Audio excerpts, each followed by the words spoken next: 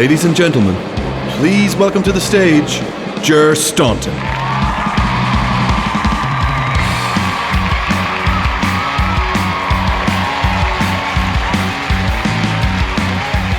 Yes, Castlebar.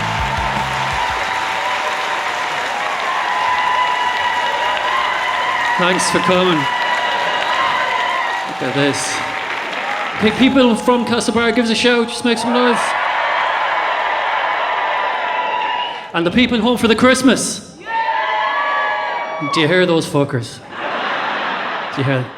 Come on back here with your pounds and your scarves. And no socks. No socks in London. They don't sell socks in London. No. But you're back for the good points. I know you're back for the good, because they are good. And I had one where you're living, and it's the worst. I shouldn't have done it. I shouldn't have ordered a pint. I should have known when I went into this place, and your man had a top knot, and I was like, and this hipster, he poured my pint. He poured it like this, and then he just walked away from it and started talking to his friend. And now I'm standing just watching it overflow, and it's like I'm watching my child be bullied. There's nothing I can do about it. And eventually he just goes over to it, scrapes the top off it, brings it to me, and he goes, "That'll be £7.50, sir." And I said, "Mate, this is the single worst thing your people have ever done to our people. You have us tormented." If you really want to piss off bar staff in London, a little trick for you, what you do is you go into a really expensive cocktail bar and you order the fanciest cocktail on the menu, and then just don't watch the prick make it. They hate that. They hate it. He's like shaking stuff into my face. I'm texting, like, no interest, mate. Doesn't work on me. Work parties, anyone on a work party? Yeah? It's unhappy, isn't it? You literally have to be paid to hang out with these people on a daily basis.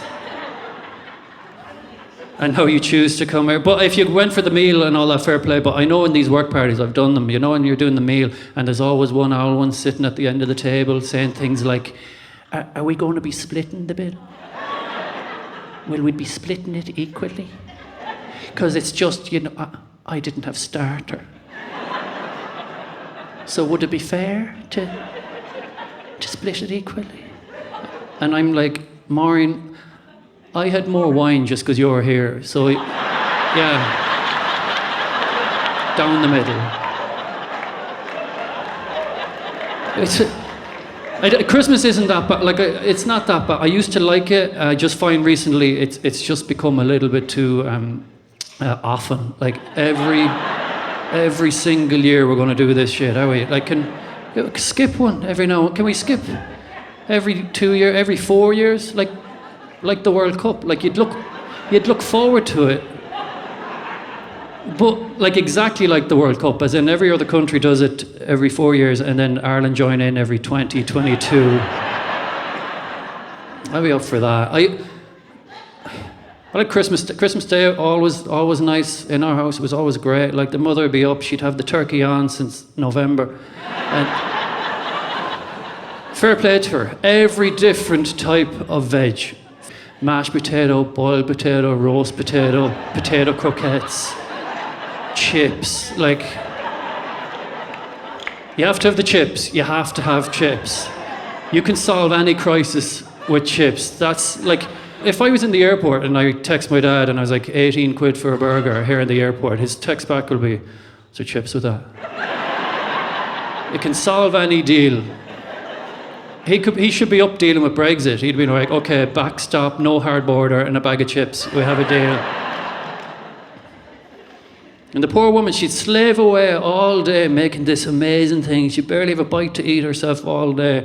And then we sit down and we're eating, and my dad would go, "Just so you know, I did the gravy." We're like, "Oh, I was just going to say, you've really outdone yourself." It stole the show, if anything. Your mother be sitting there putting in the last bite of her dessert, and the typical West of Ireland mother would go, "That's it, now all over." Big hullabaloo over nothing. You're taking off the paper crown, like, all right, I suppose that's. Our dessert, the poshest we got in our house, our dessert was Viennetta. I know it's fairly Protestant, but we didn't tell everyone about it. We weren't bragging or anything. To show how modest we are, my dad had eaten it between two wafers. So, walking around the house with a fucking Viennetta sandwich, in case the neighbours thought we were having notions.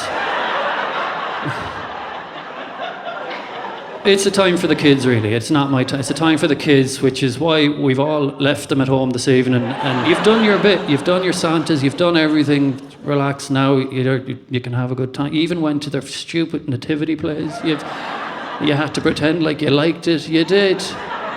And they'll all lie to you, won't they? They'll be all like, oh, I'm Joseph. Come to my play. You turn up and he's the fucking back end of a donkey. You're like, you're never going to be Joseph.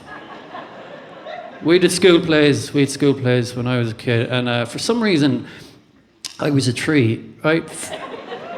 4 years in a row, I was thinking, I must be a fucking amazing tree. I must be the best out there. I must be the De Niro of trees. A big leafy green willow tree in Jerusalem in December. And now that I think of it, there was a lot of trees in our school plays when I was growing up, and I figured since you can tell an awful lot about the IQ of your children's class by the amount of trees they have in their school play. Count them next time you're in. When I was a kid, there was honestly 4 actors, 26 trees. All the parents were there going, I'm pretty sure Jesus wasn't born in a forest. What's going on? We didn't mind so much being trees. We knew, because they had done a thing for us. They had written a storm scene into the play. Like, there was no storm in the Nativity. This was literally for the special section at the back that we were going to have our time to shine. Our very own Golden Globe moment was about to come, because the narrator, the other teacher, would come on the mic at the side of the stage and go, and then, as Joseph and Mary made their way across the forest,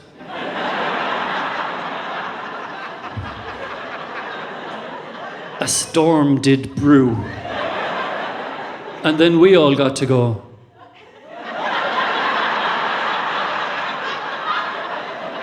Like, I was trying to keep it subtle. I didn't want to overact. I thought there might be reviewers in or something, so but I had to make Sean, and no, he wasn't as good an actor. He was losing his absolute shit.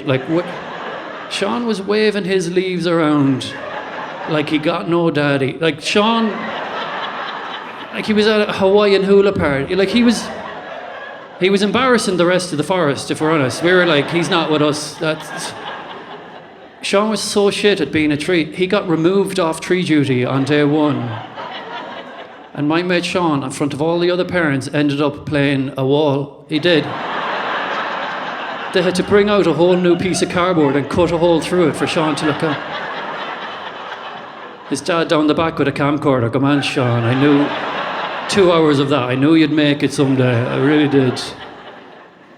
That was the start of my acting career, and then earlier this year, someone actually, true story, asked me to be acting in a film, right?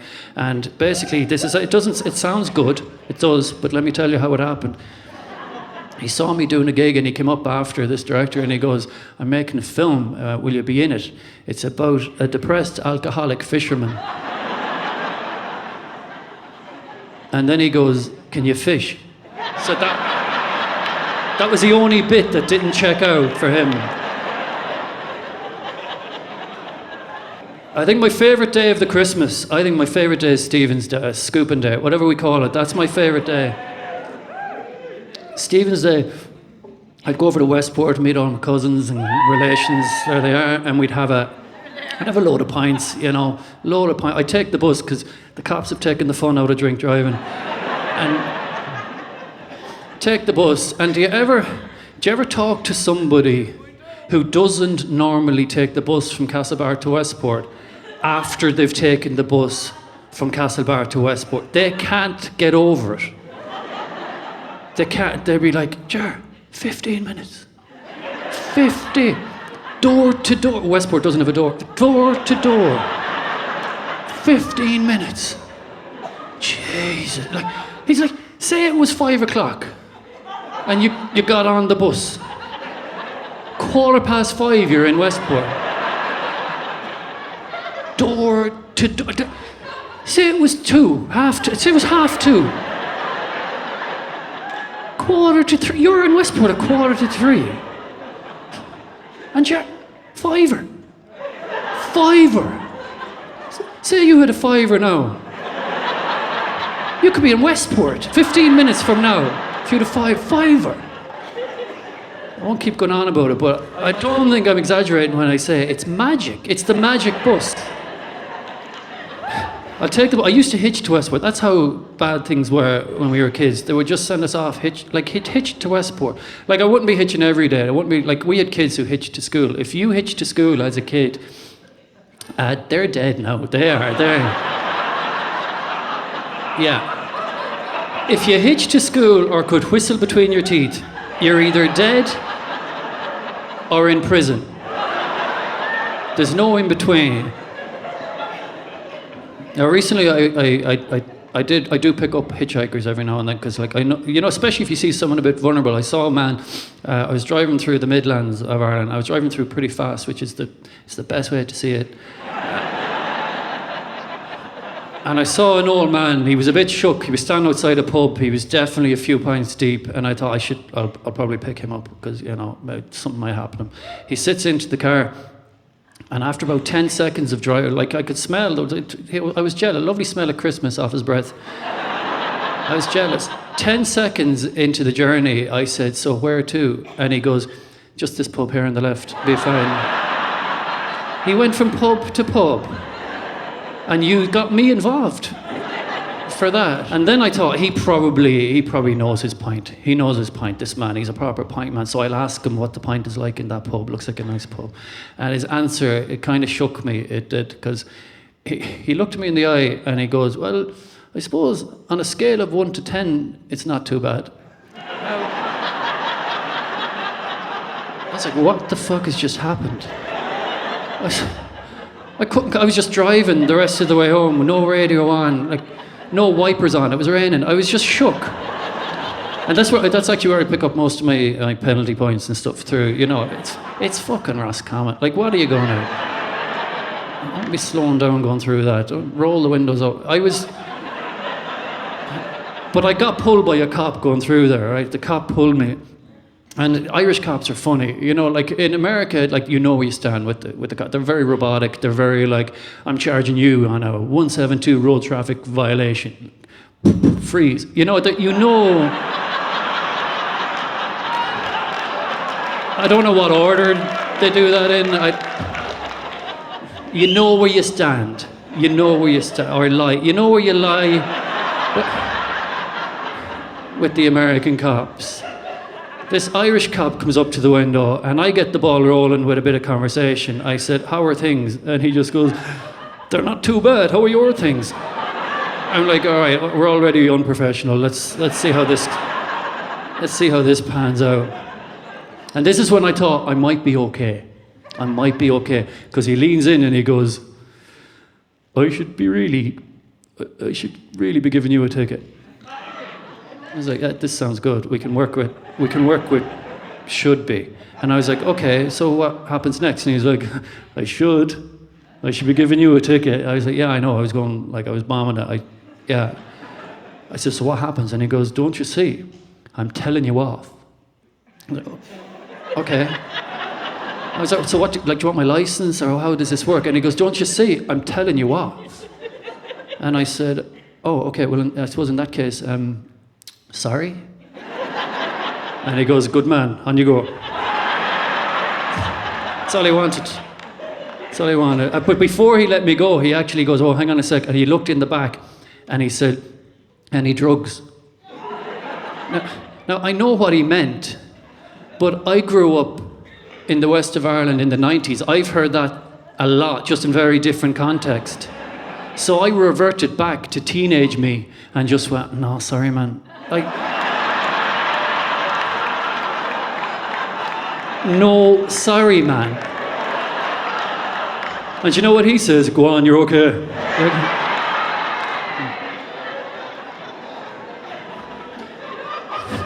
We call everyone man, like cops. We call cops man. Like everyone's called man. I think it was just a big misunderstanding with Enoch. I think we just call. He's proper Castlebar. He's like, sure thing, man. You can be fucking whatever you want, man. I'll be called a Bure, man. I'll call you Bure, no bother, man. Yeah, sound, man. I'll be whatever you want, man. It was just. That's basically how we talk. If you grew up in Castlebar in the 90s, that's how we spoke. It was all like, yeah, man. Seriously.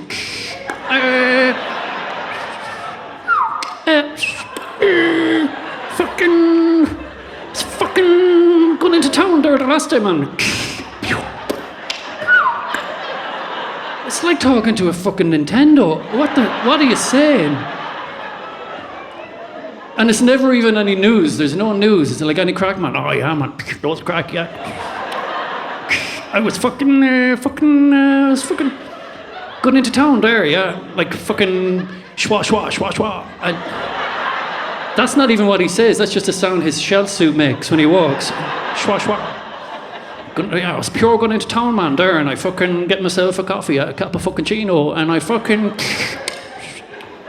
stirred it in, 2 sugars, stir. Comes down here and I meet you, how are things? I was like, that's not news, that's just what you did just now. I had to wake up a group of a stag party. We were away and we were coming back, and I had to get up in the morning, so I had to knock on all the hotel doors. I knocked on this one lad's door. It took him ages to finally answer, and this big Mayo head in him, and he answered, and he opened the door and I was, man, fuck, you're not going to believe what happened, mate. I was like, what happened? Is everything okay? And he goes, there I was, yeah, in bed. Pure snoozing, yeah, pure. Snooze, yeah. After a few minutes, I hear this. I gets up, yeah, walks across the room. I opens the door. There's you.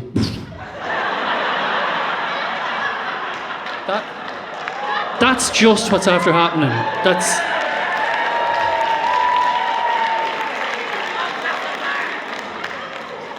Castlebar is great. It's great. It's changing a lot, and it's changing for the better. And it's like it's all multicultural. We got every type of food. We got everything, and it's brilliant. Love it, right? But let me ask you this.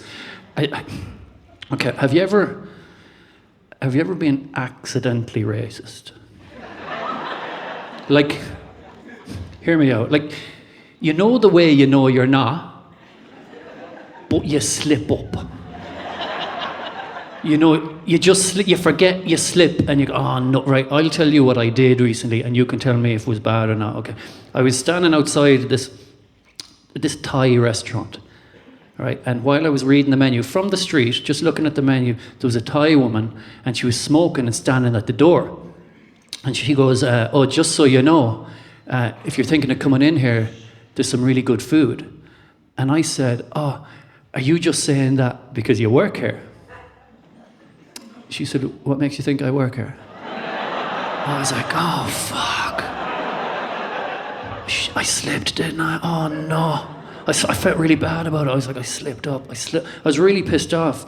And then the following day, I'm walking down the same street. I walk past the same restaurant. I look in, and she's in there working. She's got an apron on. She's bringing plates around. I was like, what a bitch. What a bitch. She probably does this to all the whiteys. Like, that's a... Then I started to get a little bit of respect for her. I was like, that's actually quite funny. Like, she's done well there. That's quite. I thought I was a comedian, but that's funny. And I thought I'll just acknowledge the fact that I know it was funny and it was a bit of a joke. I'll go over and I'll just give a little fist bump saying you work here. So I did. Went over, little fist bump. Different woman. That was.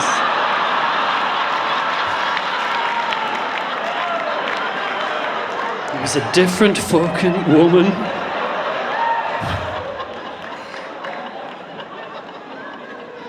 But to be fair, That girl didn't experience racism that day. That was just some poor young girl at work when this beardo comes up to her and goes, "You work here." She's like, "Yeah, I know, yeah, I knew all along. Cheers for the heads up, thanks for that." It's not the real racism. You know the real stuff that you hear from politicians. They're the real ones, you know. It's not, you know when you hear politicians, I heard a politician in England recently saying, I represent everybody in my community. You know, I don't care if you're black, white, yellow, or purple.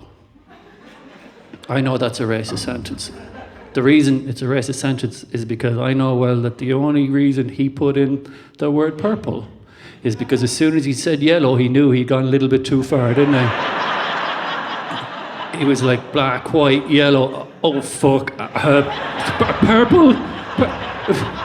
It was like purple was his safe word. Like, get me out, stop, purple. It hurts. 15 minutes. Like, I won't keep going on about it. A fucking fiver. It doesn't matter. It doesn't matter. Magic. It's like magic. It's very different to what it was when we were kids as well. I know Casper has changed a lot, and the way we treat kids has changed. Like even punishments and stuff you'll give a kid now. It's like, if you don't stop doing that, I'll take away your €700 iPad. You know, like, you'd only dream of a punishment like when we were kids, the kind of threats and stuff we were given by our parents. Proper like I could be in my house and I'd be like, "Mom, where are my football shorts?" And she's like, "They're upstairs. They're in your first drawer. They're upstairs." I'm like, "No, I can't find them. Where are my football shorts?" She's like, "They're upstairs. They're in your first." She's doing something way less important, resuscitating my brother or something. And I'm like, "But my football shorts." And she says, "They're upstairs in your first drawer. Go up and have another look. I'll give you one more chance because if I go up and find them, I will kill you." Like, kill. Like she's gone for murder. I will kill you. You have to go up and look with your life for those football shorts. You find them, you come down, she's like, "Where were they?" "A second drawer," whatever.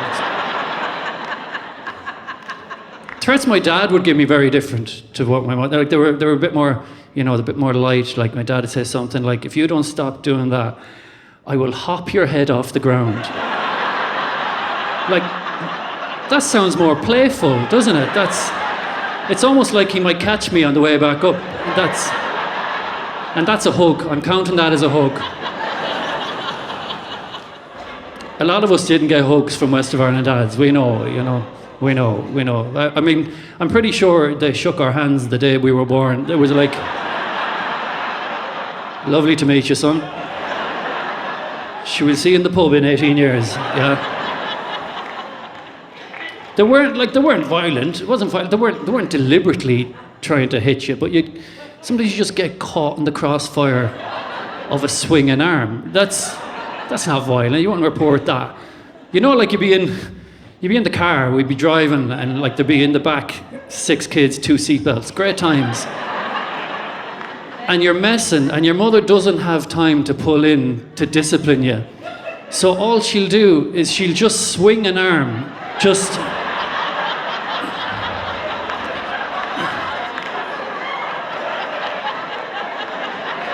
randomly. "I'll turn this fucking thing around." All she wants to do is feel one piece of skin. If she gets one punch, we're good. We're trying to put brothers on front of her and stuff. No, they've got too cheeky. They don't know they're born. Like, especially up where I'm living in Dublin, and it's a little bit hipster where I'm living. Like, put it this way, I'm living, the muggers take Revolut. Like, they're like, "Cashback? Yeah, that'd be great. Thanks, yeah."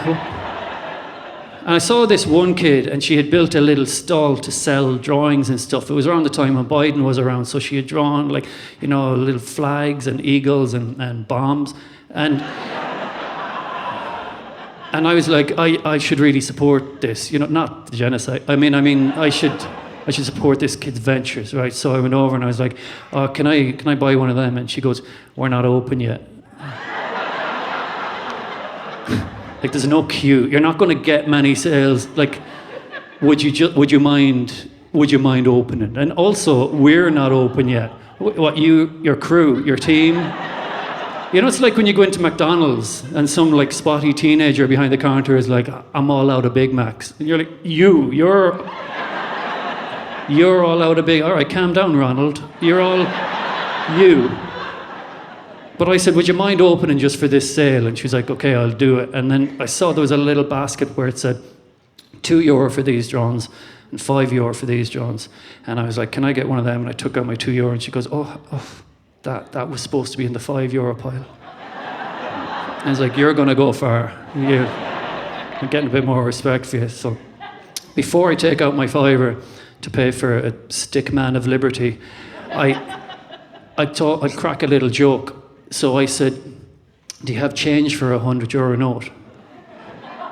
You know what she does? She just goes, you don't have a €100 note. And you know what the saddest part of it? She was right, I never had one. I got above my station. But it was a time when Joe Biden was here and, you know, like everyone was excited. Like, he didn't know he was here. He hadn't a notion. Hadn't a breeze. It was like weekend at Bernie's. There was strings. I saw strings. There was. And I didn't know this until I read about him, but apparently he naps so much that, like, he's only awake for 4 hours per day. I never knew that, like, the president of America and a stand-up comedian had so much in common. But it explains, like, it means whenever you see him in any photos, any interviews around, whenever you see him, he's just up. He's just out of the scratcher. He's literally just... And what the lads did, the Irish lads decided, the first thing they were going to bring him to when he arrived, they brought him to a deli, a food... They brought him to a fucking Spar. Like... The guy who was in charge of the itinerary was like, lads, I may have messed up here. Yeah, you're right, it does say Spa. Sorry about this, lads. But Joe, he was just up. He loved it. He was like, lads, you've outdone yourselves here. Imagine that. You just wake up, your friends just bring you to a Spar as you wake up. And he was like, this is amazing. This is amazing. And you know what he said? He said these words while he was looking at all the food. He goes, oh my God, look at all these options. I don't know why my ancestors ever left.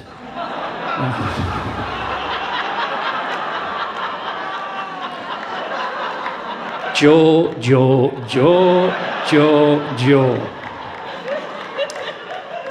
I have a funny feeling it wasn't the choice of salads that made your ancestors leave. I don't think they were in Spar going, coleslaw looks a bit soggy. Will we take our chances on the coffin ship instead? I don't think so. I think if Joe knew anything, if he knew anything about Irish history, he'd know that back in the 1800s, the Brit came over and they put blight on our chicken fillet rolls. That's how it happened. Also, I don't think they call them coffin ships at the time. I have a feeling that came later. I don't think there was people arriving up to that boat and hearing the announcements going, the 1245 coffin ship is I'll walk, I'll hitch, you're grand, don't worry about it. No, and one of the best things about Biden being over here is how jealous it made the Brits. They were like a jealous ex, weren't they? They were just like, I mean, Ireland's cool and all that, I just don't know what he sees in them. I just don't know why he didn't come here. Like, and I don't really get, you know, the whole Ireland, England, it doesn't bother me that much, but every now and then you're over there and someone will say one thing to you and you didn't even know you were a bit rat. And all of a sudden, all this, like the shamrock just pops out of your jumper. Turns out, like, when I was there and the promoter from the gig called me on the day and he goes, oh, just so you to know, for tonight's show, there's another Irish guy on the lineup, so, you know, you'll probably even know each other. Oh, will we? Will we all know each other? Because that's Ireland. Because we're all fucking leper cousins. We all know each other. And then I turn up to the gig that night and I'm like, all right, Peter, how's it going?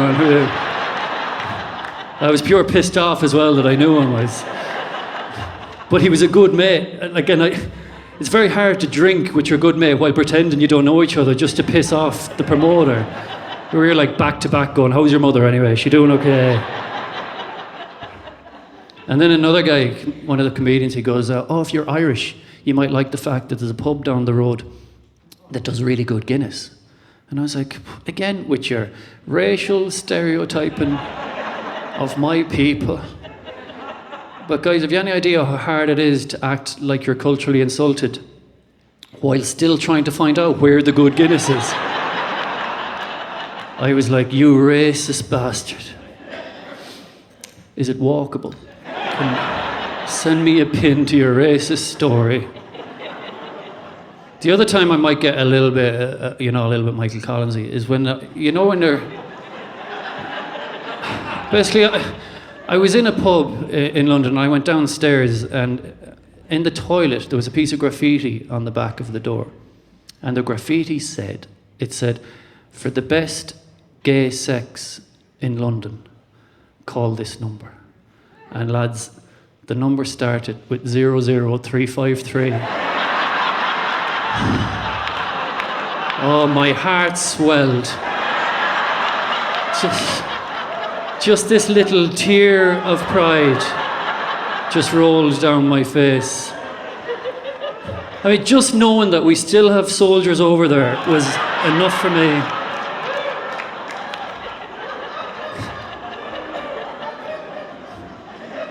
So I can't let it slide. I can't let the shamrock slide. Like when I'm over, even when I'm going through security at the airport, for some reason I use that. That's another excuse to pick a wrong battle because I'm walking up to this security check and the poor woman behind the thing, she's literally just trying to find out what language to speak to you in to get your wallet and your shoes and your keys into the thing. But I can't just let that slide. So I arrive up and she's like, English? And I'm like, no. Irish. And she's like, yeah, so you speak English? I'm like, yeah, I speak English, but I'm Irish. And she's like, yeah, so like English then? And I'm like, lady, I don't mind missing my flight for you to realise I'm Irish, but I speak English.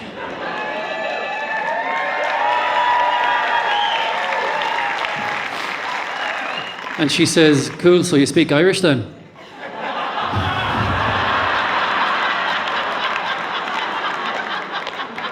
English it is. English will be fine. Let's go with English. You get into your flight then, and there's a lot of things that annoy me in the flight. Like, you know the way sometimes they'll give you the emergency seat. They'll give you the extra leg room. And a lot of people like that, tall people like that. Not for me. It's not for me. It's too much responsibility. I don't want that responsibility on my shoulders because what they'll do is come down to you and they'll explain to you that if the pilot dies, you're the new pilot. She's telling me how to land this thing. And she's talking to me as if she didn't just watch me have 6 pints for breakfast. She's like explaining all this shit to me. She doesn't know how stupid I am. Like, nobody, you're the only one who really knows how stupid you are. I think and life is just about keeping that secret for as long as you can. And if you can do that successfully, you win something, I think. Like, but sometimes you let it slip. You know, there was somebody who'll say something so stupid that you're thinking, how did you get this far? Like, that happened to me. In college, I let this big one slip in front of the tutor on the last day of college. It was art college, by the way, just in case you're wondering. What kind of a job you get at the end of art college. It's more or less this. Basically, if you're wondering how you get to art college as well, what you do is when you're in school, you get one of those old wooden school desks, and you hit it in all the bits that have the best drum sounds. And you keep doing that until you get kicked out of every class that you've ever been in. That's how you do it. And one of the teachers was even saying to me, he was like, you'll never get anywhere playing the desk, Staunton. But he had to stop saying that in 2012 when he died. So he's never said it since. He hasn't. But I'm in this college, and for some reason we had to learn how to like build websites. Still no notion how to build a website. And this tutor was coming over to me on the last day of college because there was a problem and this website that I was trying to build wasn't working. And he comes over and he says, let me just open up the coding here. And I was like, geez, you can do that? He's like, okay, right. He says, oh, there's your problem there. And this line had said width, height, and italic, and it was something to do with like a poster, something to do with text or something. I don't really know, but my head remembered that on that same computer a few weeks previous, I had downloaded, as a karaoke joke, I downloaded Kate Bush's Wuthering Heights in Italian, and instead of just keeping that secret, I was thinking, oh, width, height, italic, I think I've this solved. So I said this out loud to him. I was like, oh, I think the problem is, I downloaded Wuthering Heights in Italian. That's probably... The way he looked at me, like, it wasn't, like, he wasn't even ashamed of me, of what he was ashamed of himself. And he was like, this is the last day of college. We've no time to fix this. We have to let you out like this into the world. But instead of just letting me go, he said, Ger, it's a big bad world out there, right? You might find it hard getting through it, but I'll give you one word of advice before you go. And I said, what's that? And he said, it's pronounced wuthering. Which was nice of him. Nice of him to let me out like that. But he was showing me all this code in this thing, the same way that, like, I'm looking at it like I look at the parts of a car when a mechanic is pointing them out. You know, you're just kind of playing along. You're like, oh, totally, yeah, I totally get that, yeah. What, the instigator is broke? Yeah, yeah, totally. Like, basically, when a mechanic is telling me all shit about what's going on, all I'm thinking is, just make it go vroom. Like, it used to go vroom, and then it stopped going vroom.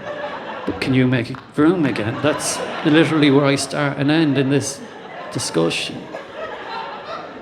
And I thought I could speak mechanic one time. I thought I did, because I came out with this classic. I was talking to a mechanic, and I said, it's not starting properly, so you might want to have a look at the starter. And he was like, impressive, yeah, you nailed it. But I couldn't just leave it at that, could I? I got cocky, and I was like, it's not really stopping too well either, so you might want to have a look at the stopper. He was like... So it was one and done, man. It was one and done. So basically what I'm saying is, don't put me in the emergency seat. I'll sit anywhere else. Also, I don't think I care enough. You know when you see so many dickheads on your flight, that you're looking around and you're thinking to yourself, if this was to go down, I'd take it, I would, I'd take it. I would take this one for the team, I will. Because I'm thinking, I don't know if I want to save everyone on this flight. Like, you know the guy who was already wearing the neck pillow in duty free? Like, you're first, mate, you are first. I'll roll down this window just for you, I will. There's another lad over here, and I can tell that he wants to clap so badly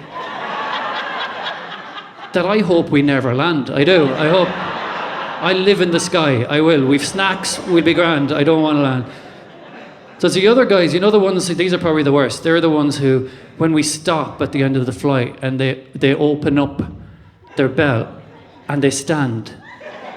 We still have another 30 minutes before that door opens, and this guy, he can't even stand fully. He's like, the thing is over him, and he's looking around at everyone else going, what a bunch of losers. No one's ever going to make up this ground. Nobody will. But fucking Johnny Lifehack was going to be first home because he's up high. They're the same people, I think. They're the same people as, you know when you're at a pedestrian red light and a jogger comes along, and when they stop, they keep jogging. I'm trying to describe, the worst people in the world. You know them. they're like, I just got to keep the heart rate up, got to keep the blood pressure going. I reckon we should all agree as a room now that when that happens again, we just start walking on the spot beside them like that, just got to keep the heart rate up, you know. I don't want to forget how to walk by the time your man turns green again. So. And I had pressed the button once. He saw me press it once. He comes up, presses it 4 times. I was like, why didn't I think of that? It's genius. I reckon they're the people who, you know, like if they're in bed and like if they're making love, like, hypothetically speaking, obviously, if they're making love and their partner has to leave and go to the bathroom for a minute, do they keep going? Or they're like, just got to keep the heart rate up, got to keep blood pressure going. Put me sitting anywhere else on the flight, don't care. Put me sitting in the middle seat, don't care. Put me sitting beside a baby, I don't mind. I don't mind. Although, I don't know if you know this or not, but you don't have to sit beside a baby anymore if you're flying Ryanair. You can log on to your booking and you pay like €12. And they'll kill the child for you. They will. They will. They love money. They love money. 15 minutes. I don't have children myself. It cost me €24. I don't. And the reason I don't is it's probably, I don't know if I should even tell around full of people. It's because I'm unable to give up on my happiness and disposable income. That's mine. That's for me. That's mine. I won't make too many jokes about that because recently one of my friends, she got diagnosed with pregnancy and riddled with it. She's riddled with it. Taken over her whole body, yeah. That's what happens if you don't catch it early. So I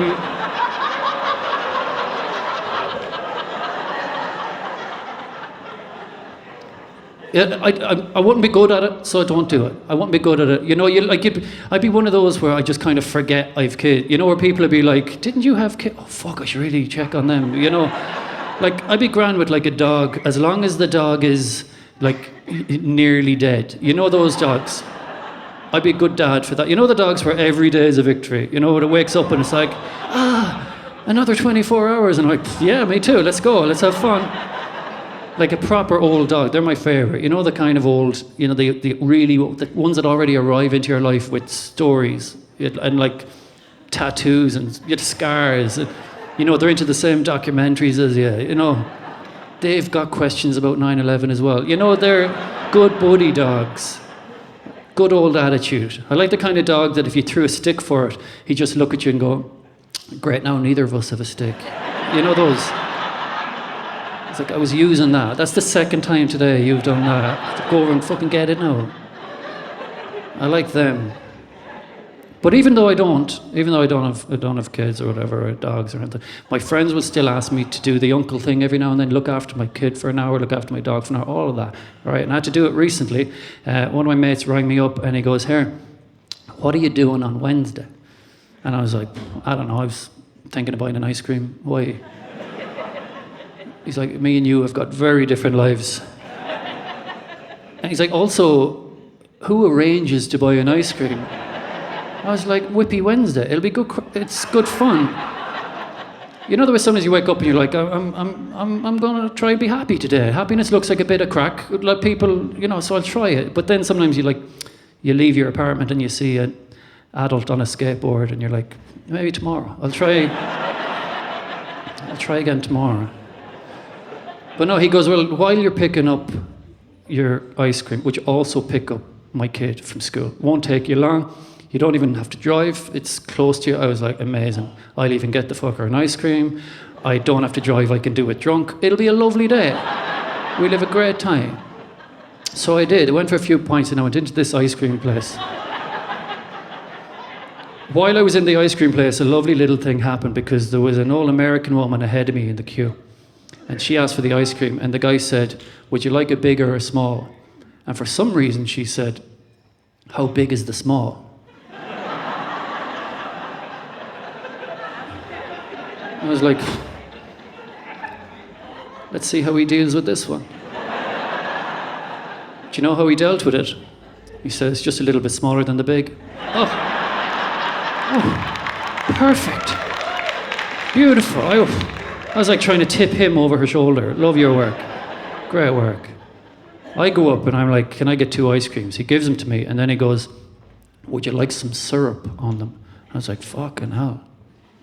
This day has just got big. I don't know why my ancestors ever left. This is amazing.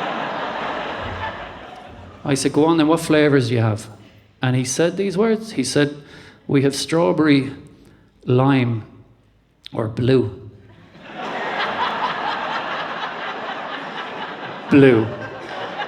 The blue flavour. You joking me? Blue. Like, is that freshly squeezed blue? I like my blue freshly. Do you have a blue tree out the back? I was like, man, blue's not a flavour. I said, it's not a flavour. And he said, well, it's on the flavour shelf. I was like, that's a fair point. I hadn't thought about it like that, yeah. So I said, go on then, giz a squirt of blue. I know, it already sounds weird coming out of giz a squirt of blue. I was like, what kind of fucking Smurf porn am I talking? Giz a squirt of blue. I decided there and then I was never saying that sentence ever again. So when he said, pardon? I said, lime. I don't even like lime, but I prefer it to that sentence any day. So he gives it to me and I get my ice creams and I walk down to this school. It wasn't far away, sat on the wall of that school. While I'm sitting on the wall, the bell goes, a load of kids go out. He's not in that group of kids. I would say, that's all right, maybe he's held back or something, no problem. I'm eating my ice cream, bell goes again, more kids go out. He's not in that group. And then teachers starting to leave, cars start to leave, and they're starting to lock gates. And I was getting a little bit worried now, mainly because his ice cream is starting to melt. And I was like, I should probably eat that, shouldn't I? Someone should be happy today. Before I break the news to his dad, I should eat that. But then I thought, as soon as I bring that to my mouth, that's kind of me admitting he's gone forever.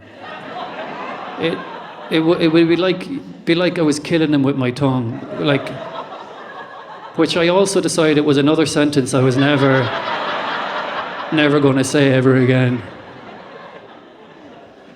So I ate the ice cream anyway, and while I was eating it, his dad, my friend, called me and he says, are you still okay to collect him on Wednesday?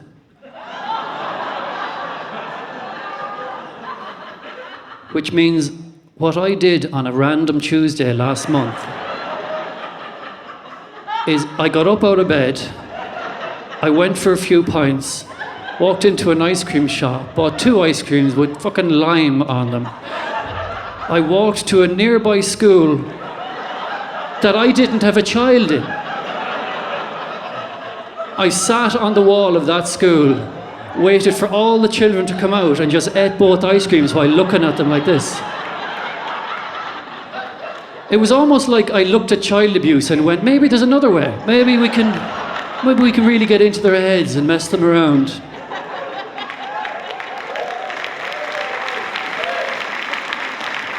Two ice creams. Like I don't try to keep myself in shape, but I'll do like 1 jog a year, and then I'll go to the doctor once a year. That's about it. Like I'll go to the doctor basically either once a year or any time I find an odd number of lumps. Because ladies, I don't know if you know how men think, but we're cool with an even number of lumps. We could be in the shower and we're like, oh shit, what's that? Oh, I should get that checked. And then you go, that's cool, I've 2. That's on with my day. That'll be the end of me. People will be like, how did he die in the end? Symmetrical, very symmetrical. Same thing on both sides. But I'll do 1 jog. The last jog I did, this is how out of shape I was. I was doing a jog through a park. And while I was jogging through the park, I saw up ahead of me, there was like a gang of pigeons ahead of me. There were a gang. Fairly sure one of them was vaping. And I thought, you know what I'll do? I'll jog through this gang so that when they fly away, I'll feel like Rocky. This'll do wonders for my self-esteem. You know what they did? They walked away from me. They walked the same direction that I was going. It looked like I was chasing them and losing the race. They got to the other end of the park before me. They just took one look around and went, I think we can take this guy by land. I think we've got him. And my watch is very proud of me, you know, when you do stuff. You know, it's always like, oh, we just got 8 hours sleep. And then it's like, oh, we just did 10,000 steps. And then I went for a few pints one day and it goes, you haven't moved in a while. I was like, you? Because when we did 10K, it was we. Now all of a sudden I go for a pint and it's fucking back to you again. We're always learning it. We're always learning the new technologies, and this is why, you know, you're never too old for it. And I'm always a little bit sympathetic with the older people when it comes to technology. So you will help. I will help, like my dad with the TV or whatever it is. So I don't like when people take the attitude of, oh, my dad doesn't even know how to change the HDMI source from input 1 to input 2. Imagine being like that. Doesn't even know how to change the HDMI source 1 to source 2.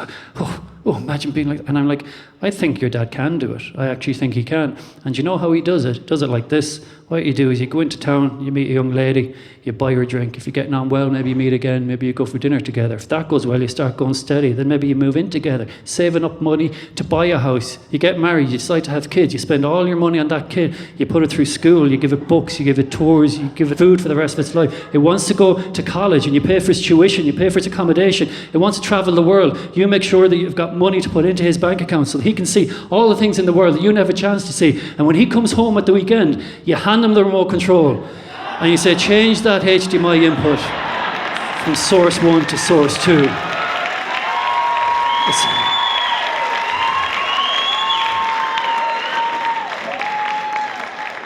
It's just a longer way around, that's all. But you can do it. And when I do the doctor once a year, I do. And the doctor, last time I went in, he did everything. He did full check, literally everything. He did everything. He did everything.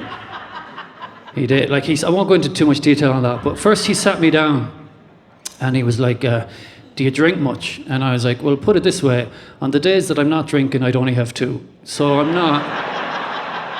He was like, fair, I guess. And then he did that, right? When he first did it, I was like, stop, purple. But then he used lube, which, game changer, absolute game changer. The only thing is, when he finished using the lube, he left the jar on my back. Is that normal that he leaves it there like it's a pint and my back is the roof of a car during Connacht final day? It just... So I'm over his bed, all right? I don't know if it was his bed. It did have a Spider-Man duvet on it, but... And he starts talking to me. He's talking to me as if that's not happening. Like he's just doing normal conversations, like, you know, great weather we're having, isn't it? Yeah, I mean, it was sunny yesterday, today's your fingers in my... Like, I don't think we can talk around this, I think. But then he goes, he says, is this okay? And I, well, it's happening, so it's happening. And he goes, no, I mean pain-wise, for the chart, I need to put something pain-wise. What's it like? And I said, well, on a scale of 1 to 10, it's not too bad.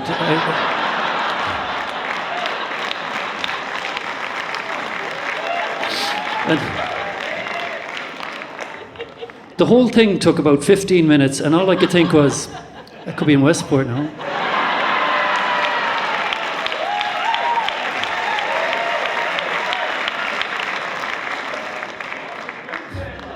He asked me, he goes, what do you do anyway? I was like, I'm a comedian. And he goes, that must be a tough gig. I'm like, your finger, well, let's not We've all got stuff to deal with, Doc, is what I'm saying. He said, are you gigging anywhere interesting in the next while? And fully enough, I was. I had a couple of interesting gigs lined up that I told him, because in the space of 1 month, I did 1 gig in Belfast and 1 gig in Iraq. And when I said that to the doctor, he goes, I heard Belfast can be dangerous this time of year. And he was like, would you not be afraid? The doctor was saying, would you not be afraid of, like, you know, getting taken hostage or something? I was like, if I get taken hostage, wherever they bring me will be bigger than my apartment in Dublin. I don't mind. And also, who are they going to ring for the ransom? Like, you know, they ring my dad and they're like, it'll be €30,000 to get your son home. He'd be like, will there be chips with that? And when I did the Belfast gig, I'm pretty sure I got the worst heckle of my life during a gig in Belfast, because after I had done a joke, I basically said this thing where I said that I just come out of a long-term relationship. And in a long-term relationship, it's never one big incident that breaks you up. It's always an accumulation of little things. Like, one example in our case would be, every time that I would fill the dishwasher, I would always put the knives pointing up. Whereas she wanted to sleep with other people. So it's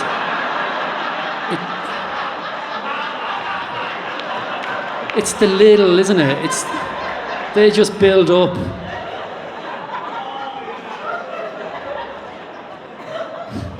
So when I said that in Belfast, there was a woman sitting at the back of the room, and she hadn't laughed all night. She had her arms folded, and she said this. She didn't even shout it.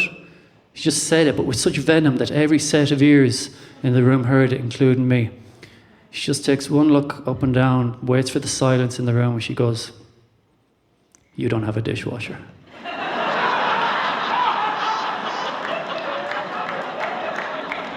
And you know what hurt most? She was right, never had one, never had one. Ladies and gentlemen, I really appreciate you coming out to the show tonight.